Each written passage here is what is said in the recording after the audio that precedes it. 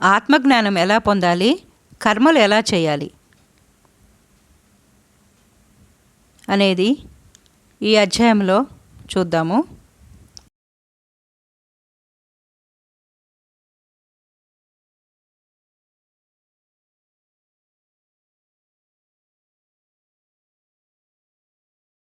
జనక మహారాజు వశిష్ఠుణ్ణి ఇంకా ఇట్లా అడగడం మొదలుపెట్టాడు.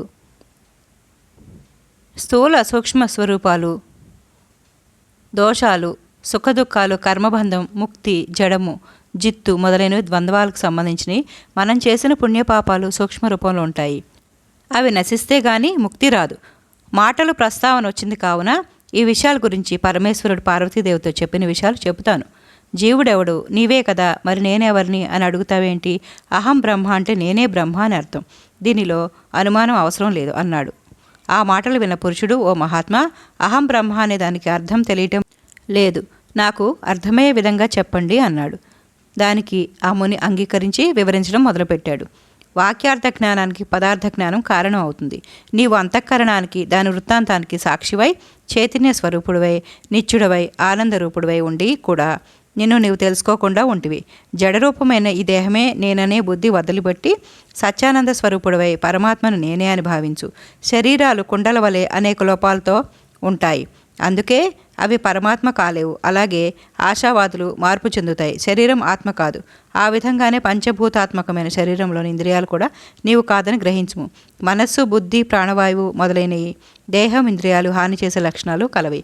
కాబట్టి అవి ఎటువంటి పరిస్థితుల్లో అవి తంత్రంగా పరమాత్మ కాలేవు. పరమాత్మ సన్నిధానం చేత దేహాదులను నేనని భావించు.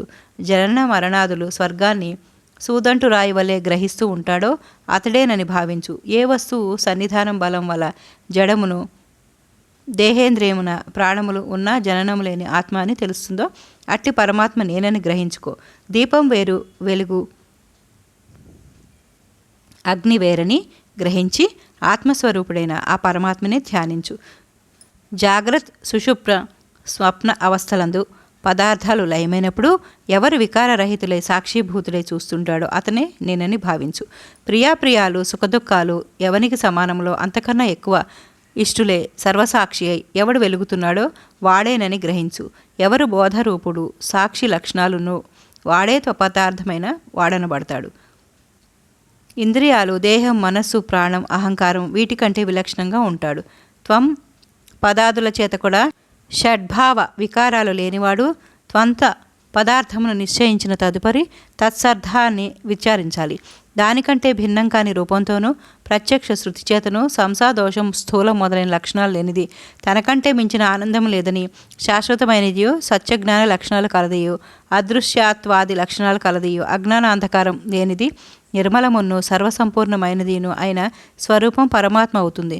సర్వజ్ఞత్వం, సర్వేశ్వరత్వం, సంపూర్ణం, శక్తిత్వం వేదాల్లో ఎవరికి చెప్పబడుతున్నాయో వాన్నే ఆచరించు. ఏ వస్తువును గూర్చిన జ్ఞానం వల్ల సర్వజ్ఞానం కలుగుతుందని వేదాల్లో ప్రతిపాదించబడి ఉన్నాయో అది పరబ్రహ్మ అని గ్రహించు.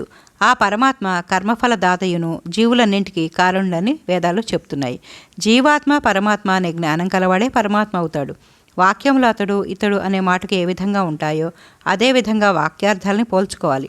అది అర్థమయ్యే వరకు శమధమాది గుణాలు కలిగి వినడం, తెలుసుకుని ప్రయత్నించడం అవసరం. గురూపదేశం వలన విషయం స్పష్టంగా బోధపడుతుంది.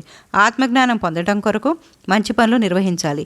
చెప్పకుండా ఎవరు ఏ పనిని చేయరు. కాబట్టి గురు శుశ్రూష చేసి ఉపదేశం పొంది యథావిధిగా కర్మ చేస్తూ ఆ కర్మల ఫలితం వలన జన్మలెత్తుతూ యోగ విముక్తుడై మోక్షాన్ని సాధించుకోవలెను.